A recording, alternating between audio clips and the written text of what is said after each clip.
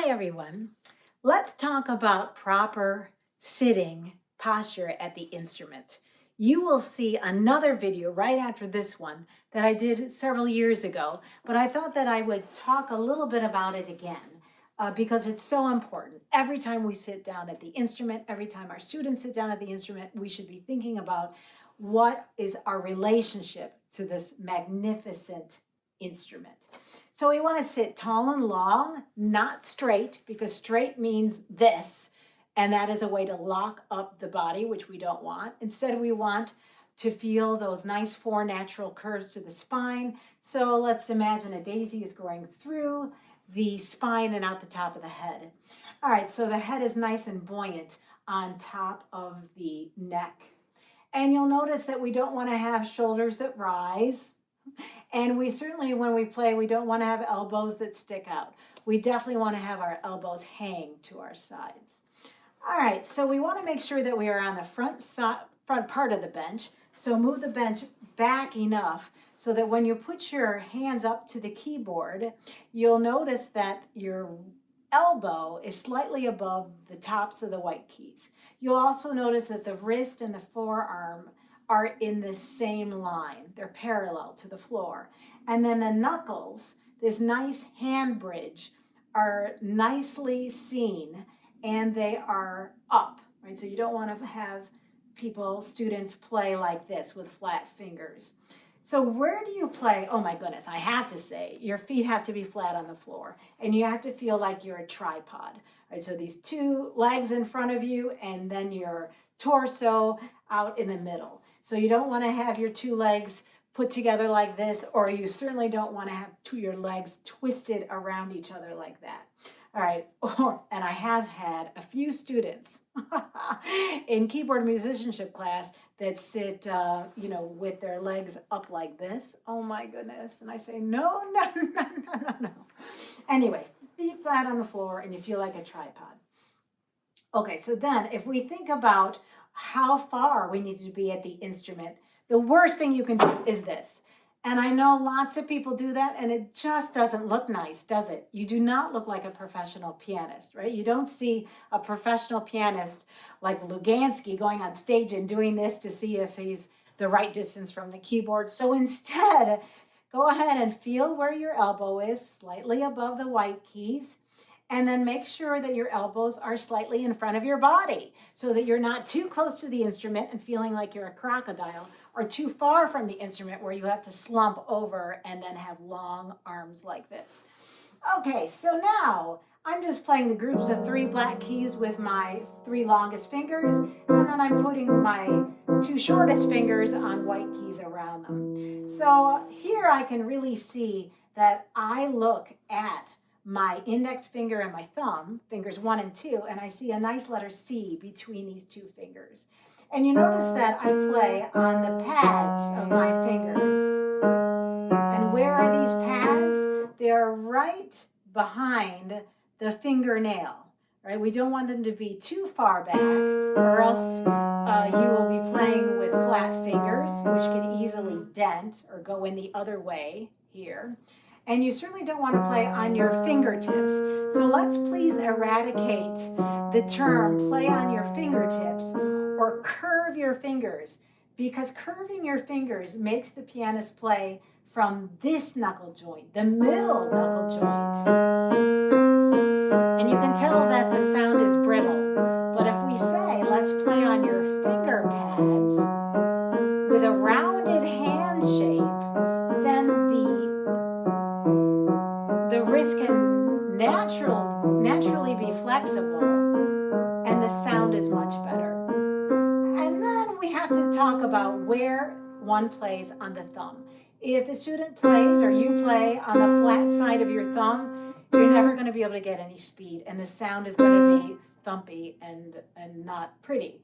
But if we play on that outside tip of the thumbnail, then we really will have an excellent hand shape. And I'm going to show you a picture. Hold on one second. So take a look at this lovely picture with a smiley face on the outside tip of the thumbnail, exactly where we should be using our thumb on the keys. Okay, I hope that's enough for you to think really hard about what you should be looking at when you are playing the piano or teaching the piano.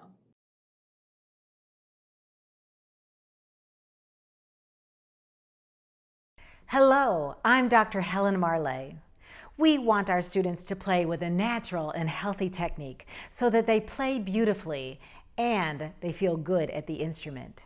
The first step in achieving this goal is to teach our students how to sit at the piano bench as well as how to have a good hand position. Let's have our students sit comfortably at the bench. They will sit in the front part of the piano bench, and they will sit in the middle of the keyboard, which is between middle C and treble G.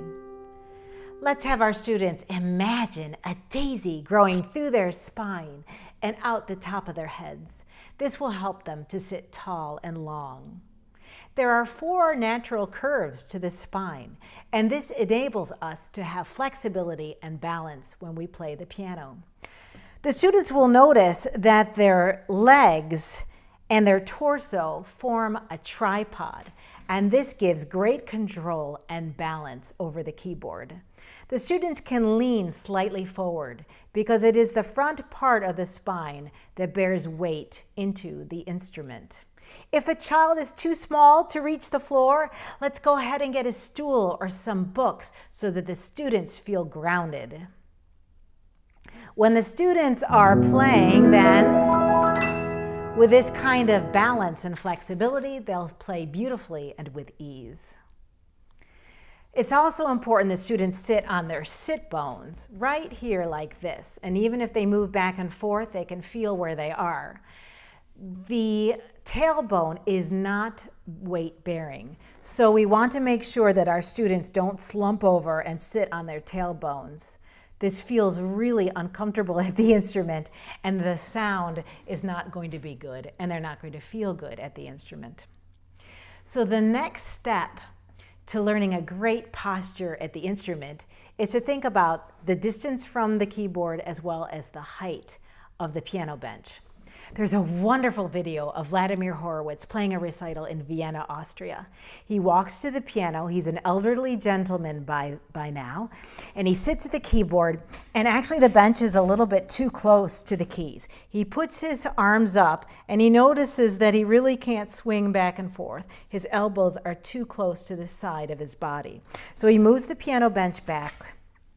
And now he has freedom underneath his arms, and he notices that the elbow is slightly in front of his body.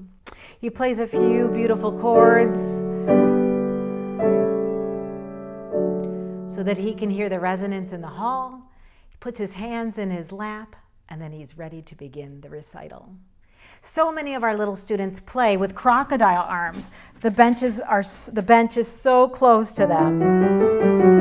This will give them absolutely no sense of freedom or sound. So let's make sure that the elbows are slightly in front of the body. The tip of the elbow is at the same level or slightly higher than the top part of the white keys. Let's not have our students do any kind of gesture where they're straight and rigid and tight, because it's unattractive at the piano and it isn't going to help anyone be comfortable and relaxed at the instrument.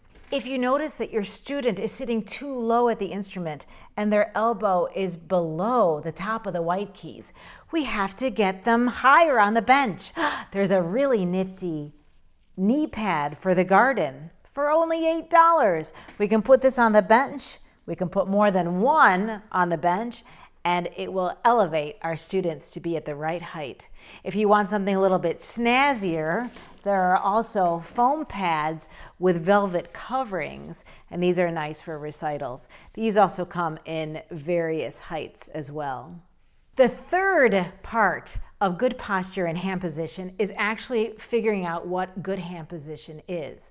We can have our students dangle their arms to their side and bring up their hands like this, or we can also have a student put their hand over their elbow and feel the space in between the fingers. They bring up their hand then to the keys, nicely molded like that, and they'll notice that these 4 knuckles form a very strong bridge. This is imperative for good piano playing. I call these four knuckles four little hills so that the students can imagine something fun when they are looking and thinking about their hand position. We can ask our students what letter do they see between the thumb and finger 2, and they'll say, I see a letter C. The next step to a really wonderful hand position is to close the fall board, and this fourth step is just solidly tapping their hand position on the fall board. When the students are playing on the pads of their fingers are nice and strong, and the four little hills are nice and strong as well. There's really wonderful flexibility in the wrist as well as the forearm. We want to make sure we don't say to play on the fingertips because this does not allow freedom in the wrist and the forearm. This comes from the Russian school of playing. So wonderful pianists like Gilels and Horowitz and Rubinstein, they all played on this fleshy pad of their fingers right here. And this gives a beautiful, warm sound to their playing. When we ask our students to play on their fingertips, then they're playing right at the pad up here.